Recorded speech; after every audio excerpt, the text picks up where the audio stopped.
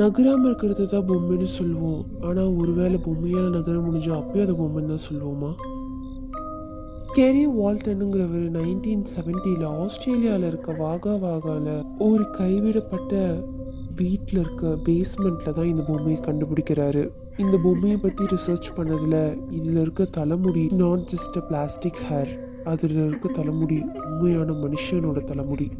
இது சுமார் 200 வருஷம் பழமையான பொம்மைன்னு டெஸ்ட் பண்ணதில் தெரிய வருது. இது கையாலேயே செய்யப்பட்ட ஒரு மர பொம்மை. பார்க்கவே ஒரு ஈவல் ஸ்மைலோட பெரிய பெரிய ஐப்ரோவோட ஒரு முட்டை கண்ணோட இருக்க இந்த பொம்மையோட பேர் தான் லெட்டா த டால். லெட்டாவோட ஃபுல் ஃபார்ம் என்னன்னா லெட் மீ அவுட், என்னை வெளியே விடுங்க. இந்த பொம்மைக்குள்ளே மூழ்கி போய் இறந்த ஒரு சின்ன பையனோட ஆன்மா இருக்கிறதா நம்பப்படுது.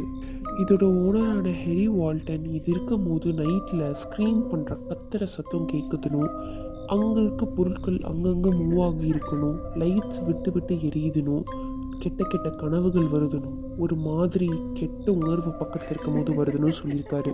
முக்கியமாக இது எங்கெங்கெல்லாம் பெட்ஸ் இருக்கோ அங்கங்கே இதை எடுத்துகிட்டு போகும்போதெல்லாம் பெட்ஸ் இதுக்கிட்ட ரொம்ப அக்ரெசிவாக நடந்துக்குதுன்னு ரிப்போர்ட் ஆகிருக்கு.